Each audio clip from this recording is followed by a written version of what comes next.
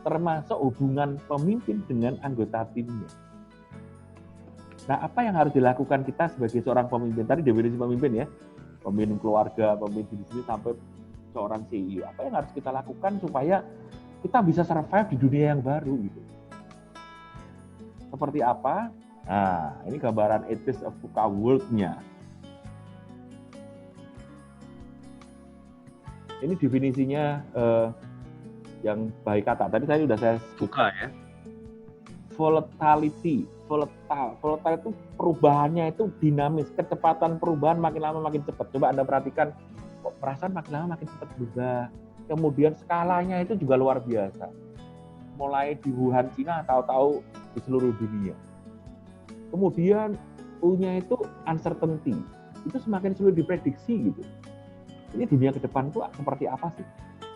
Prediksinya makin sulit. Karena prediksinya makin sulit, planning itu menjadi apa?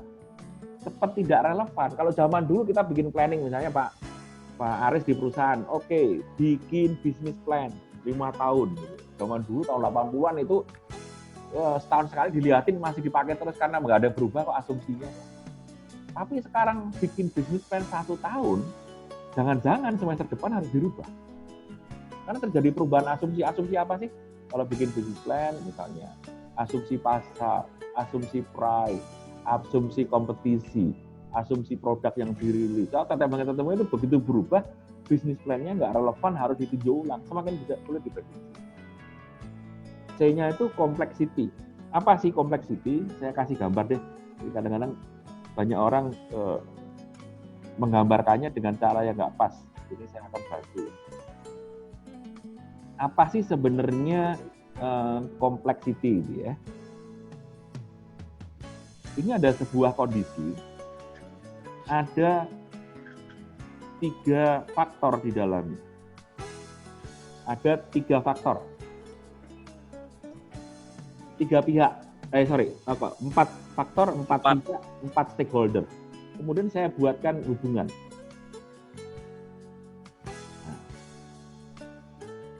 Semua udah terhubung kan?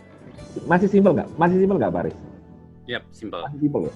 Jadi yang namanya complexity, faktor-faktor yang terlibat itu makin banyak. Saya tambahkan ya.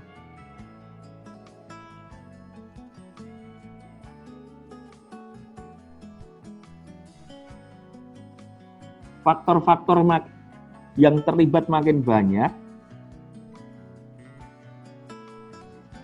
hubungan, ini saya belum tentu semua saya ini loh.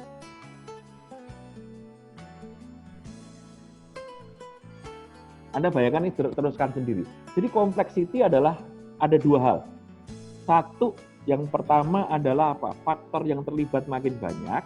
Yang kedua, konektivitas antar faktor tadi semakin rumit, semakin banyak. Kan jadi makin rumit, itu namanya complexity.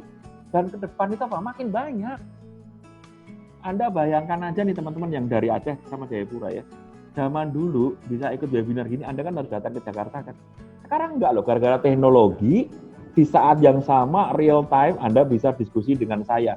Dari yang di Aceh, Jakarta, Jayapura. Makin kompleks kan hubungannya kan. Dan faktor terlibat makin banyak, itu namanya complexity. Dan dunia makin kompleks. Nah, cara kita menghadapi dunia makin kompleks menjadi berbeda dengan cara kita menghadapi dunia yang simple gitu. Anda yang tinggal dulu asalnya dari desa, saya dari desa gitu ya. Kalau Pak Aris orang kota gitu ya. Cara bergaul di desa itu lebih simpel daripada orang kota. Orang di desa itu tetangga itu bisa jaraknya ratusan meter, kalau di kota tetangga berjarak 10 meter karena setiap 10 meter rumah soalnya gitu loh. Kompleksitasnya kan menjadi meningkat. Cara menghadapi juga begitu. Saya kembali ke slide-nya ya. Sorry Pak Eko, tadi ada 2. Satu, complexity itu faktor yang terlibat banyak. Yang kedua, hubungan antara faktor juga otomatis makin banyak. Hubungan antara faktornya, biar teman-teman bisa mencatat juga. Hubungan di antara faktornya ya.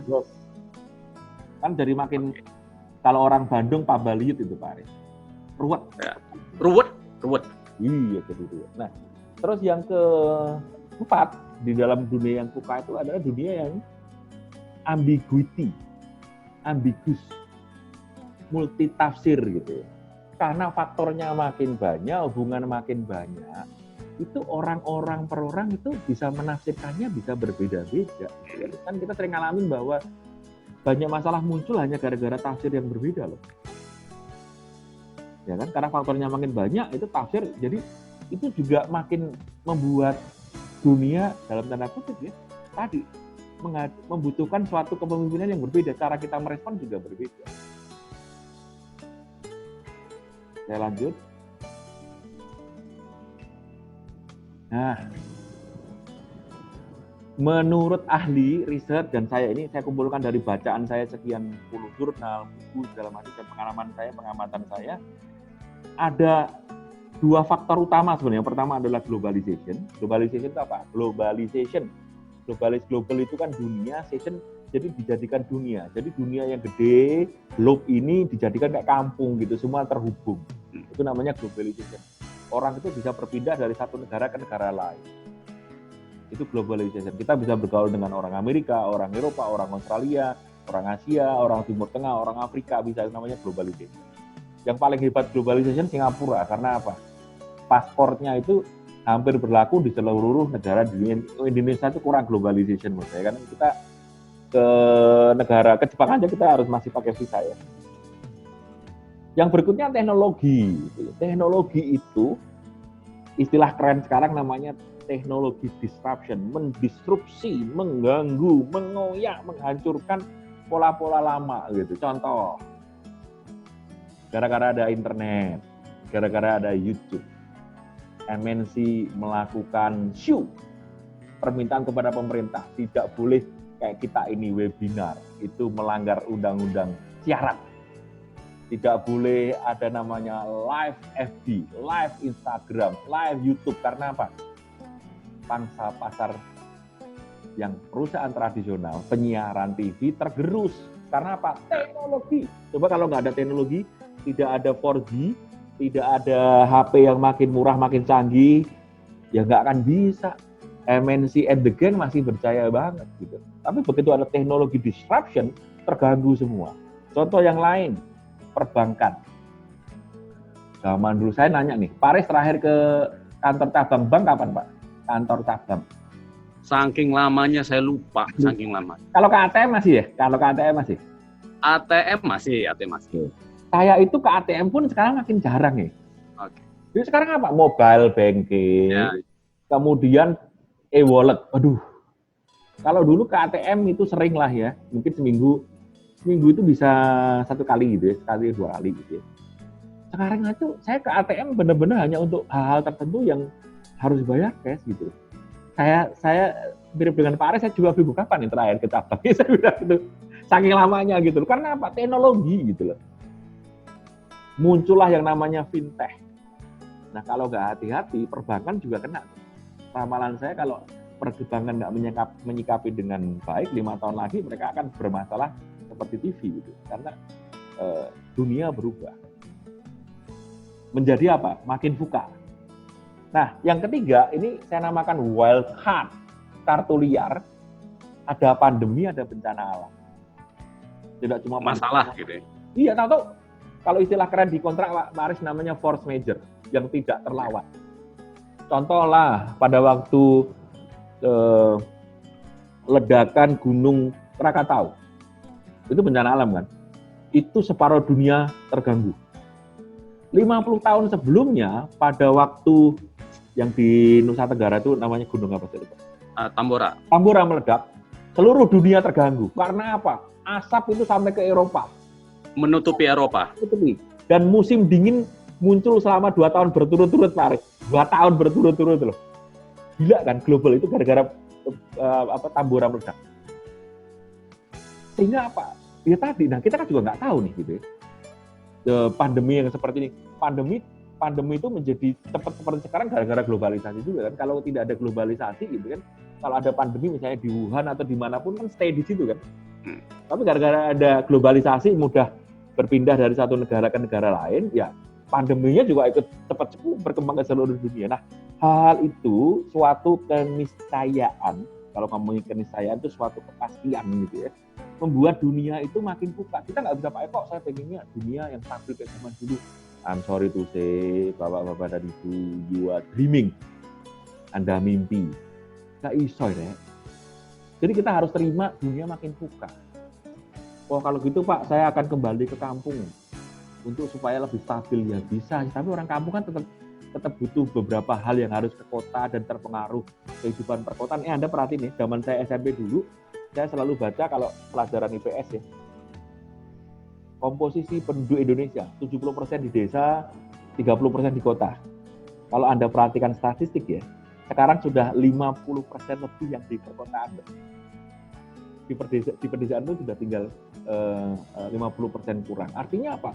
Pasti akan terjadi, terganggu. Orang-orang desa kan juga butuh banyak layanan, butuh barang yang diproduksi dari kota. Jadi face it gitu loh. Jangan dihindari.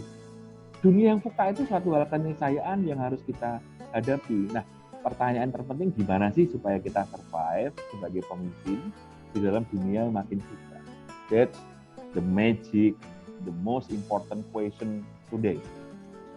What we have to do, what kind of competency, what kind of leadership that we have to have and practice and implement in a VUCA world. Nah, Pak Aris, boleh Pak sekarang tanya jawab sambil saya break minum dulu Pak. Boleh, oke. Saya boleh bacakan beberapa pertanyaan ini. Bentar.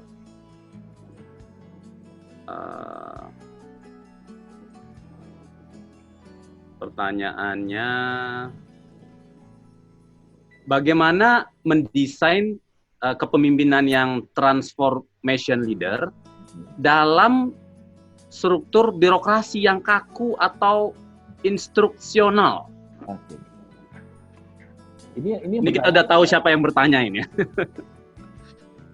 Gini, misalnya, saya pakai misalnya aja ya, karena nggak bisa ditanya konteks. Karena kalau kita jawab tuh konten itu baru bisa diartikan dengan benar kalau ada konteksnya, gitu. Kan ini nggak bisa ditanyakan konteksnya, jadi saya menduga-duga aja. Misalnya Anda berada di pemerintahan, kan birokratis sekali ya.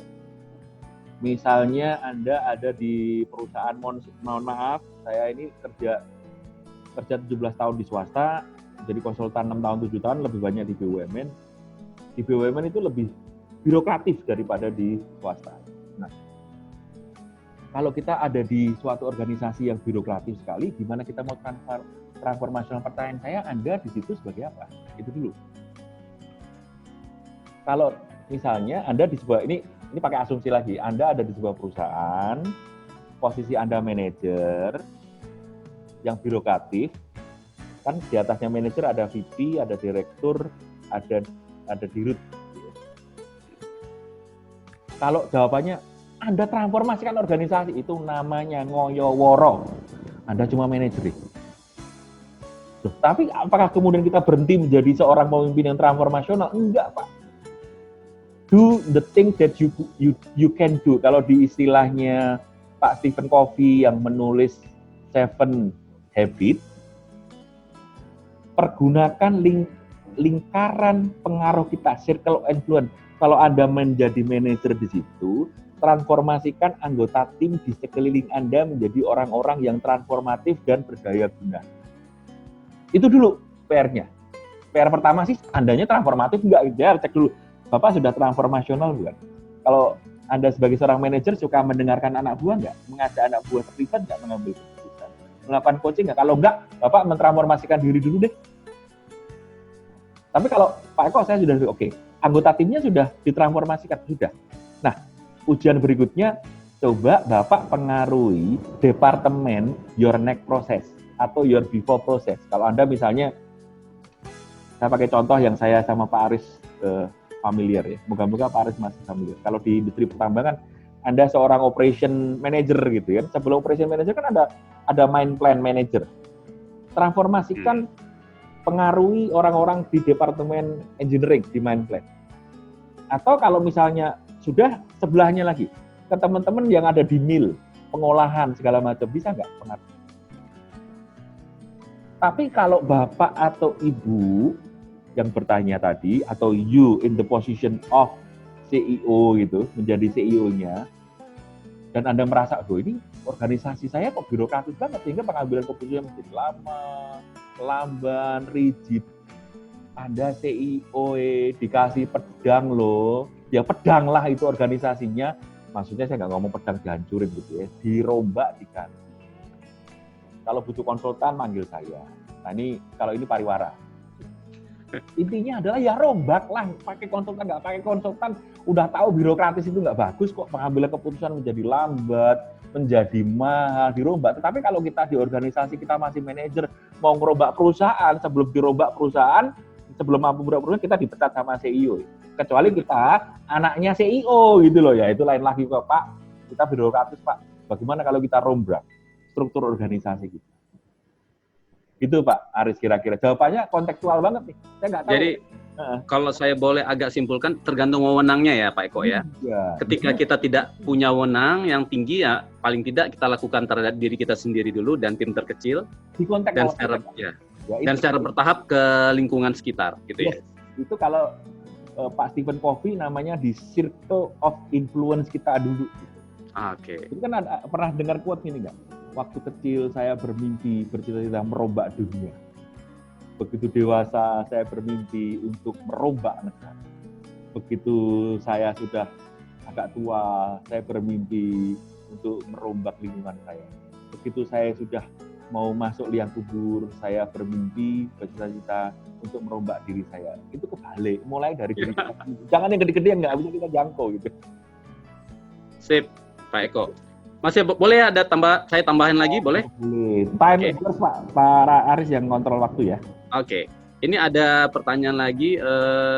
Kalau saat pandemi ini, kira-kira tipe leader apa yang paling cocok digunakan? Tadi kan ada 3 itu. Iya. Nah, kira-kira yang paling cocok digunakan yang mana? Sabar menunggu, habis ini kita buka. Ya ini kan memang mau ngomongin tipe leadership seperti apa yang dibutuhkan di pandemi sebentar. Habis ini Pak. Tandanya Pak Agung sudah tahu nih materinya. Habis ini Pak. Atau kita teruskan dulu materinya? Oke, boleh. Siap. Lanjut ke materi ya. Saya akan share ke sorry Pak Eko, ada satu pertanyaan lagi karena berhubungan dengan materi yang lalu, boleh ya? Karena kalau nanti kita lanjutkan sudah terlalu jauh. Seseorang bertanya, saya punya karakter kuadran 3 deh Pak. Kuadran 3 ya, itu yang mana tadi? High competition, low will. Yes. Ya, low will. Apakah ada saran bagaimana agar kita bisa memotivasi diri sendiri? Nah, oke. Ini pertanyaan bagian dari diri kita melit diri sendiri. Nah, itu pertanyaan. Dari Pak siapa? Atau Bu siapa? Dari Pak Rianto. Oh, Pak Rianto lagi ya? Pak Rianto pertanyaannya bagus-bagus. Terima kasih, Pak. Bagaimana sih caranya motivasi? Nggak perlu mendatangkan Eko Utomo, Mario Teguh, dan kawan-kawan gitu. Gampang, Pak.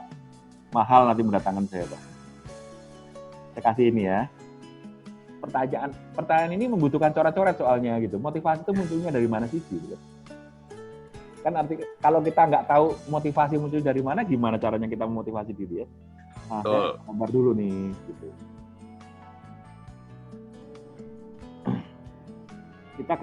Saya gambar di sini.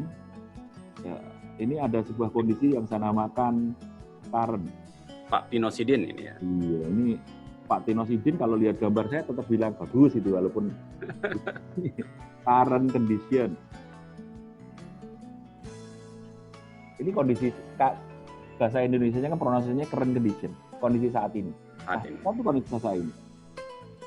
Ada kondisi yang di atas. Ini namanya desires. Condition. Nah, sekarang kalau saya gambar, ini kalau dulu ada IPA gitu ya, ini kan disebutkan gap atau delta. Nah, delta itu selisih antara current dan desire. Itu namanya delta atau gap, itu namanya potensi motivasi. Jadi kalau ada seseorang, Pak Rianto misalnya, antara current sama desire-nya itu sama, punya motivasi nggak, Pak Aris? Ya sudah hilang mungkin motivasi. Hilang. Pak Rianto misalnya Anda direktur, Pak. Saya cari yang agak bawah deh. Misalnya Anda manajer gaji 30 juta, terus usia misalnya 40 tahun, cita-citanya adalah jadi manajer, gaji 30 juta. Terus semangat kerja nggak? Enggak. Ya enggak, orang udah, ya sudah ada kok. Terus misalnya pengen punya rumah, rumahnya seluas 200 meter persegi dan udah punya. Ya nggak punya motivasi, karena apa? Tidak ada gap. Nah, yang harus dilakukan adalah if you want to have a good great motivation, Pak Rianto harus membuat desire condition yang Anda inginkan di masa depan. Ini namanya pemimpin yang punya visi. Visi itu sesuatu hal yang ingin kita capai di masa depan, yang agak panjang sana. Nah, itu yang akan memunculkan gap, yang kemudian memotivasi kita. Kalau Anda sekarang manajer, misalnya zaman saya dulu ya, waktu saya usia 30 tahun, saya pengen jadi direktur di usia 40 tahun. Wah, semangat saya kerja. Untuk supaya apa? Waktu saya kasih nih, umur 40 tahun saya pengen jadi direktur, gaji 100 juta. Wah, saya semangat kerja untuk mewujudkan itu. Pada waktu saya dulu lulus S1 usia 23 tahun, saya ingin lulus master di usia 35 tahun di one of the best business school di Indonesia. Waduh, habis-habisan. Karena habis-habisan memotivasi. Ya? Iya, karena ada desire condition. Jadi kuncinya sederhana, buatlah cita-cita, Pak, visi, desire condition, itu akan memunculkan motivasi. Begitu, Pak Arif. Dan ini sebenarnya bukan hanya untuk seorang leader, siapapun ya, untuk memotivasi diri sendiri harus punya desire yang dia inginkan gitu ya. Termasuk parenting loh, bagi Anda yang punya anak-anak di rumah, tanya cita-citanya anaknya, bikin visi. Visi boleh berubah, boleh, tetapi harus punya. Di saat saya dulu ada pengen jadi dokter kandungan, ahli pertanian, berubah-ubah, sampai kemudian pengen menjadi insinyur pertambangan, walaupun kemudian begitu lulus kuliah nggak pernah ngelamar di tambang gitu ya, itu karena perubahan, tapi itu apa? Memunculkan motivasi. Gitu Pak Arif. Ya. Ini sebenarnya ada nanti kalau bagaimana membuat desain, nah ini perlu pembahasan lebih lanjut lah nanti ya. Bikin satu sesi lagi tuh, how to efficient gitu ya. Ya. Oke, saya kembali Pak ya, Pak Arif ya. Wah, waktunya 2:43, ternyata nggak. Iya, ini banyak pertanyaan, makanya saya stop dulu pertanyaannya deh. Yes. Mohon maaf ya yang nanya, saya keep dulu pertanyaannya. Nah, sekarang kita masuk di tadi yang ditanya sama Bapak tadi ya. Ini pertanyaannya ini. Ya. Di slide ini ya Pak Arif ya. What kind of leadership style that we have to master di kondisi VUCA gitu loh. Jadi Pak yang bertanya tadi, saya nggak tahu namanya, Anda itu kalau orang Jawa bilang weruh sak durune winara, slide-nya belum dibuka udah tahu. Ini pertanyaan Bapak ya, akan kita jawab bersama-sama. Nah, tadi nggak ada ini ya, demografi usianya berapa gitu ya. Bagi Anda yang belum. Mohon maaf, ini usia-usia kepala empat seperti saya dan Pak Aris ini yang akan familiar. Bagi yang sudah lebih tua, moga-moga tahu siapa Michael Jordan. Nanti ada cerita tentang Michael Jordan yang akan saya pakai jadi analogi bagaimana mengembangkan agile atau agile leadership. Jadi sekarang saya akan buka dulu dengan sebuah video. Mari kita tonton bersama-sama.